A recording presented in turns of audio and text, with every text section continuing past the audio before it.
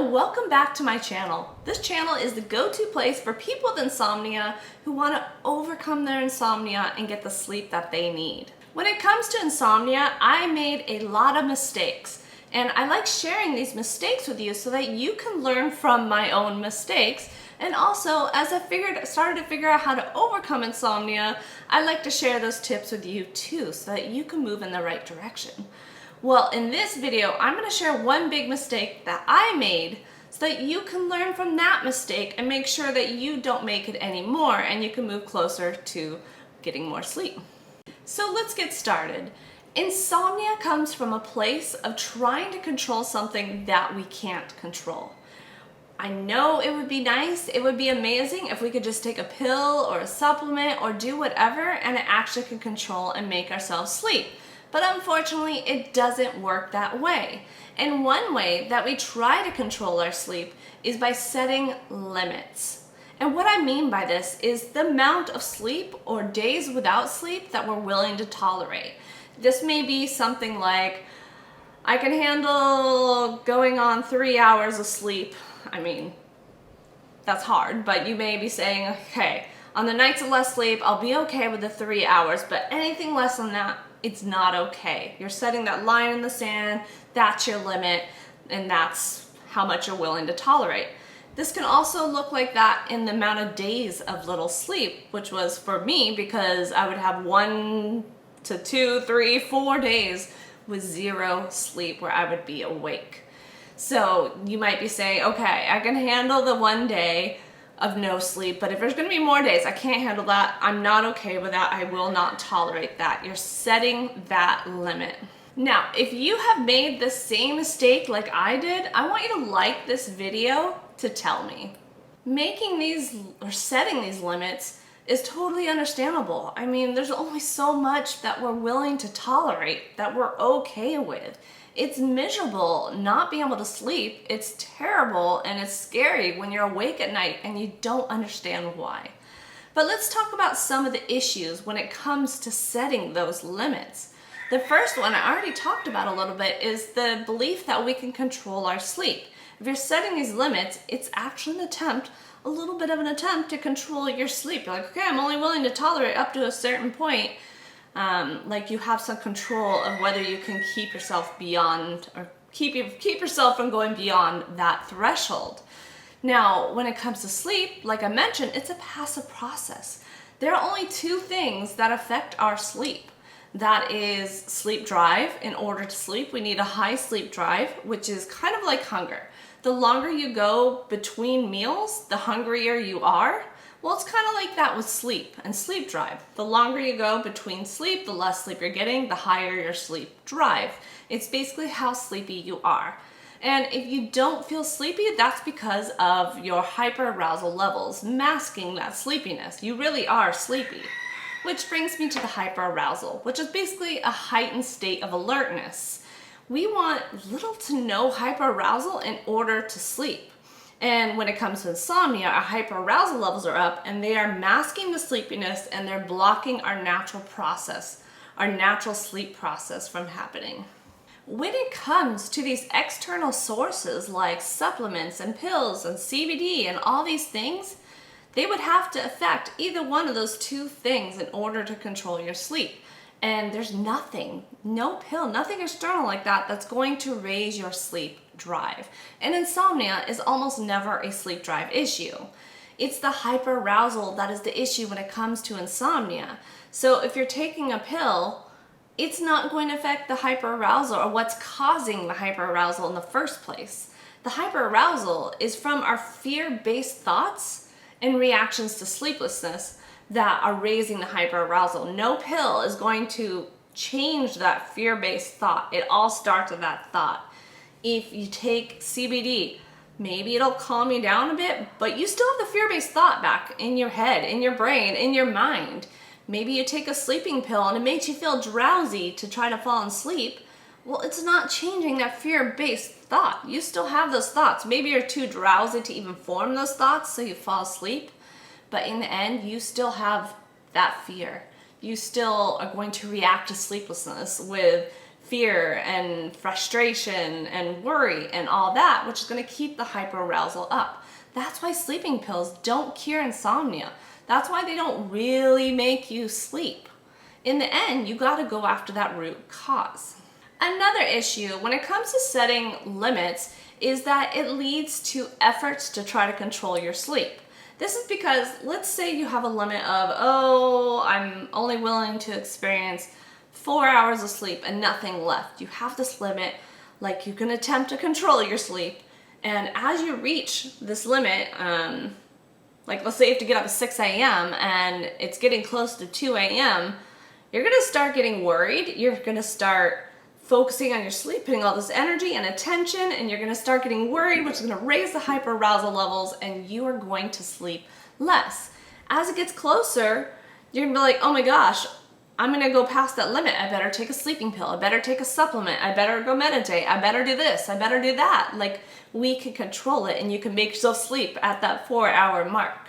When in reality, all that attention and frustration and worry that you're getting closer is going to make it so you sleep less. Another issue that setting limits does to your sleep is it puts a lot of focus on your sleep. Now, I briefly mentioned that in the last issue, but basically, I get the saying wrong every time. I don't think I get it right. It's something like, attention to insomnia is like oxygen to the body. It can't survive without it. So the more focus you put on your sleep, the more you're like researching during the day, you're thinking about it all day, you're trying to make yourself sleep at night, and just your mind and your life starts to put all this focus on your sleep and your insomnia, the more your hyperarousals are going to go up. Your hyperarousal levels are going to go up, and you're not going to be able to sleep. If you have zero focus on your sleep, you will start sleeping again. Another issue that setting limits does is it adds sleep pressure. As you get closer and closer to your limit, you're going to start feeling this pressure to sleep, and you're going to start having this performance anxiety as you get close to that threshold. And all of that performance anxiety, all of that pressure is, what do you think that's going to do for your sleep? It's not going to help you sleep. It's going to give you more trouble sleeping. It's going to raise those hyperarousal levels, and then you're going to be up all night. Before I talk about what to do if you have these limits, if you're someone who wants to know exactly how to overcome insomnia, click the link in my description box for my free 5-step guide on how to overcome insomnia. These 5 steps are the exact steps that I took to overcome my own insomnia of almost 30 years of severe insomnia, as well as all the clients that I've worked with and how they overcame their insomnia. And it's a free guide. Okay, so let's say that you've identified that you do have these limits. You've noticed that you set them, you have these thresholds on how much you're willing to tolerate. So let's talk about what to do if you do have them. I have 2 options for you. The first one is to just be brave and abandon the limits, no longer set them, get rid of them, which can be really scary. It can be scary, and it's about being willing to be awake at night if you can't sleep. And not everyone is ready for that step. If you are, that is amazing. Be willing to be awake no matter how little or how much, and you will progress in your recovery. Now, if you're like me and you're not willing to just go all in like that, I don't blame you. And I had to take the more gentle approach. And the key is for self-kindness and awareness. And it starts with just noticing when you're setting these limits. You may not be aware of them, but it's learning to catch yourself in those moments when they're happening. By the way, if you hear little pecking sounds in the background, there is a wild chicken that came in the house to eat right next to me over here. One important thing to understand is that these limits come from the brain's safety center. These are safety messages from your brain that you're in danger, that you are in threat, that there's a threat, and that you need to do something to get away from it and to be safe. Your brain, when you have insomnia, because you've been fearing sleeplessness and trying to escape it with pills and supplements and everything out there, your brain thinks that there is a threat, that there is danger out there. Yes, your brain is confused, but your brain has identified it as a threat, and your fight or flight system gets activated. And the closer you get to losing the sleep or the more and more sleep that you lose, the more and more your brain feels like it's in danger and it wants you to problem solve and fix it. The way that you're going to be abandoning these limits, setting these limits, it's going to start with education. The more you start to understand that you can't control sleep, that it's actually hurting your sleep, and it just really starts to sink in and your brain starts to really understand it, you'll start abandoning those limits without even knowing it. They will just fade away and they won't exist anymore. Also, self-kindness is extremely important when you're going through this journey, through all the different challenges that you're going to face. When you are hard on yourself, you're very critical, you have a lot of negative thoughts, it's going to add all this pressure. Where if you can just be kind to yourself, if you can be loving towards yourself, if you can practice self-care, it's going to take off some of that pressure. Anytime you can take off pressure, the better you're going to be. Another tip I have for you to take off some of that pressure is to look for times in the past that you actually passed that threshold and you did just fine. For example, let's say you're only willing to have one night of no sleep, and in the past you had 2 nights of no sleep and you did just fine. Yes, you were probably tired, you were exhausted, you weren't feeling your best, but maybe you did get out and have a little bit of fun, a little bit of joy. Maybe you did just fine, you were able to get through work and you were okay. Same thing if, for example, you're only willing to experience 4 hours of sleep or more, but not less.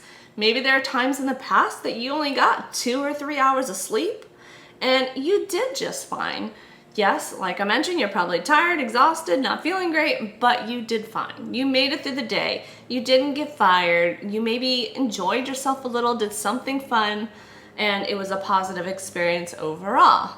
That can help take off the pressure to realize that these limits, they don't really mean anything. Now, there are a lot more mistakes that I made when it comes to insomnia, but here's what I want you to do next. I want you to watch this video where I talk about the 5 biggest mistakes that I made when I had insomnia so that you can learn if you're making any of them and make any changes if you need to. Or you might like this video as well. Thanks for watching today's video, and I'll see you in the next one.